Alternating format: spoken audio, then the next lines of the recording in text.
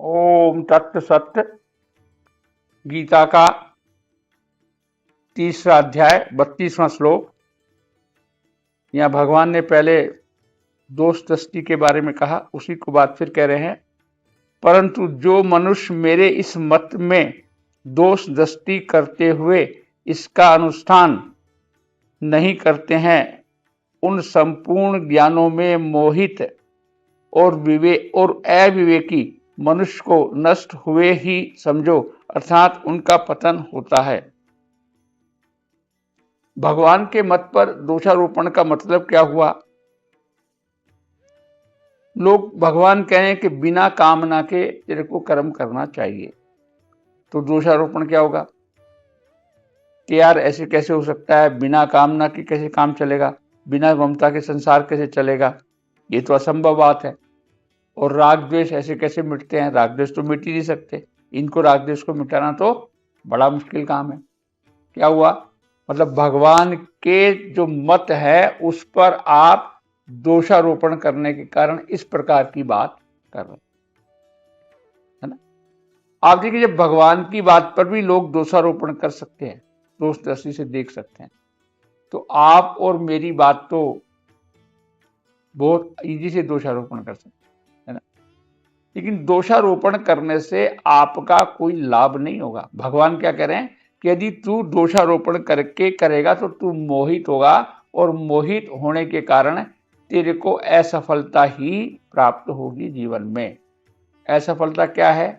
देखिए, सांसारिक दृष्टि से अगर देखें तो संसार की दृष्टि से जो संसार की वस्तुएं आपको जो प्राप्त करने की भावना से आप काम कर रहे हैं, उसमें असफलता प्राप्त होगी। और भगवान यहाँ तत्व ज्ञान के बात कर रहे हैं, क्यों तत्व ज्ञान तेरे को कभी भी प्राप्त हो नहीं सकता।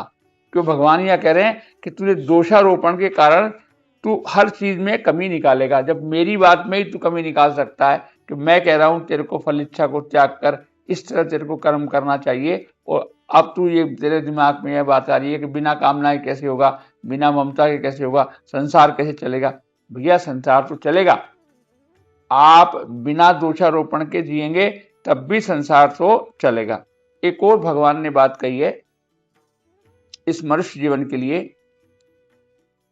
आखिरी पल तक भी ज्ञान की प्राप्ति हो सकती है। ये नहीं है कि आज आपको ज्ञान प्राप्त नहीं है तो कल प्राप्त नहीं हो सकता है। क्योंकि कई लोग तो यही मान लेते हैं कि भाई हम तो, हमारे में इतनी बुद्धि नहीं है, इतना ज्ञान है, कभी संभव ही नहीं है। नहीं, भगवान क्या कहते हैं कि आखिरी पल तक भी यदि तेरे को मेरा मत समझ में आ जाए, मेरी बात समझ में आ जाए, तो तेरे को ज्ञान की प्राप्ति हो सकती है। अब दो बातें एक देखिए, एक भगवान को मानना है और एक भगवान के सिद्धांत और भगवान के मत को मानना है। दो प्रकार के लोग आपको मिलेंगे इस संसार में। भगवान को मानने वाले तो बहुत मिलेंगे, लेकिन उनके मत को मानने वाले कम मिलेंगे। भगवान क्या कह रहे हैं कि तू मुझे मान या न मान, तू मुझे मान या न मान, लेकिन मेरे मत और सिद्धांत को मानेगा तो तेरा कल्याण हो जाएगा। यही क्या कहते हैं, देखिए गुरु भी क्या बोलते हैं कि देखिए किसी व्यक्ति विशेष को आप माने न माने उससे फर्क नहीं पड़ रहा, यदि आपने उसके सिद्धांतों को माना, जो वैज्ञानिक सिद्धांत है उनको माना, तो भगवान क्या कह रहे हैं कि मेरे मानने न मानने से इतना फर्क नहीं पड़ने वाला। यदि कोई व्यक्ति मेरे मत को मानेगा, मेरे सिद्धांत को मानेगा और मेरे मत और सिद्धांत के अनुसार कर्म करेगा, तो निश्चित उसे ज्ञान की प्राप्ति होगी और उसका कल्याण होगा।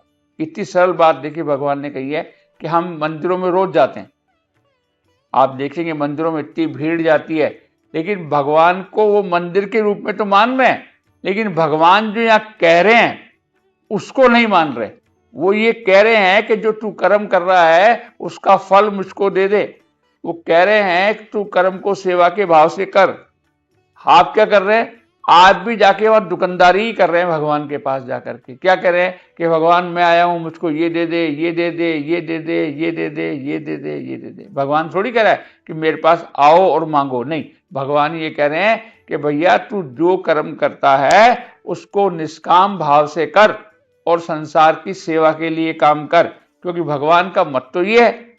हम भगवान को तो मानते हैं, उनके मत को नहीं मानते हैं। तो भगवान ये कह रहे हैं कि तू किसी भी धर्म का व्यक्ति है, किसी भी बात को मानने वाला है, यदि तू मेरे मत के अनुसार चलेगा और मेरे सिद्धांत के अनुसार काम करेगा, तो भले ही तू मुझे ना माने तो भी तेरा कल्याण निश्चित रूप से हो जाएगा।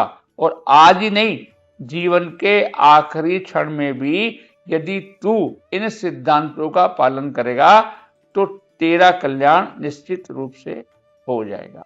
देखिए, कई बार आदमी सोचता है कि साहब मेरे इतने जन्मों के पाप हैं, मेरे इतने जन्मों के हैं, इतने जन्म से है, या कोई समझो जीवन भर जिसने पाप ही किए हैं, वो सोचता है कि मेरे एक दिन के पाप से, एक दिन की पूजा पाठ से, एक दिन के ध्यान से, एक दिन भगवान की बात मानने से ये मेरा कल्याण कैसे होगा। हाँ, बिल्कुल होगा। कैसे होता है? जैसे कहीं एक कमरा आपने 100 साल से अंधेरे में किया हुआ है, लेकिन यदि प्रकाश का दिया आपने जलाया तो 100 साल का अंधेरा कभी ये नहीं कहता कि मैं 100 साल के बाद जाऊंगा। वो दिया जला और प्रकाश आया। देखिए, दो बातें हैं। एक, घड़ा आपको खाली करना है, घड़े में पानी भरा हुआ है, आकाश भरना है और पानी निकालना है, एक ही काम है। अगर आपने पानी निकाला तो आकाश ऑटोमेटिकली ही भर जाएगा। मतलब भगवान के मत और सिद्धांत के अनुसार काम करेंगे तो आपके किए हुए पाप तुरंत जल जाएंगे। उसके लिए आपको विशेष प्रयास करने की जरूरत नहीं है। भगवान के मत और सिद्धांत के अनुसार काम करने की ही मात्र आवश्यकता है। सिद्धांत क्या है? एक ही सिद्धांत सरल, कि जो काम करें सब में सेवा का भाव होना चाहिए। सेवा का भाव होगा तो किसी भी कर्म बंधन से आप बंधेंगे नहीं, और किसी भी कर्म बंधन से नहीं बनेंगे। तो देखिए, कर्म 3 प्रकार के हम लोग करते हैं। कर्म की काइंड 3 प्रकार होती है, और जो आपको जीवन में मिलता है वो भी 3 प्रकार से मिलता है। एक कर्म है प्रारब्ध, और संचित कर्म और क्रियामान कर्म। मतलब 3 प्रकार के कर्म। संचित कर्म इकट्ठे होकर के प्रारब्ध बनते हैं, और प्रारब्ध जो आपके जीवन में आता है वो अनुकूल और प्रतिकूल परिस्थिति के रूप में आपके जीवन में आता है। और क्रियामान कर्म कौन से थे? जो अभी हम कर रहे हैं वो जाकर के उसमें इकट्ठे होते हैं। जो काम आपने किया इकट्ठे होते हैं, उन्हीं में इकट्ठे जो कर्म आपके हैं, संचित जो कर्म है, संचित जो हुए इकट्ठे कर्म है, संचित कर्मों में से ही जब उनके भोगने का समय आता है तो प्रारब्ध के रूप में आपके जीवन में आते हैं।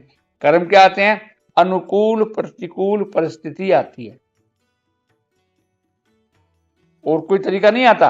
अनुकूल प्रतिकूल परिस्थिति आती है, और उस परिस्थिति को भगवान कह रहे हैं कि यदि तू मेरे मत को मानेगा तो उन अनुकूल और प्रतिकूल दोनों परिस्थितियों को यूज करना जान जाएगा। उदाहरण के लिए, जब आपके जीवन में प्रतिकूल परिस्थिति आती है और आपको उसको यूज करना आता है, तो वही प्रतिकूल परिस्थिति आपके भविष्य के लिए बढ़िया कर्म का काम करेगी, बढ़िया सफलता दिलाएगी आप। उदाहरण के लिए, आपने घर में कचरा इकट्ठा किया, घर में पड़ा हुआ इकट्ठा किया हुआ कचरा कचरा है, लेकिन वही कचरा यदि आपने खेत में डाला तो खाद बनेगा, और खाद बनेगा तो आपके जीवन में उद्धार करेगा।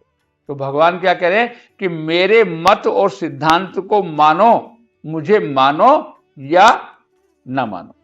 ओम तत्सत।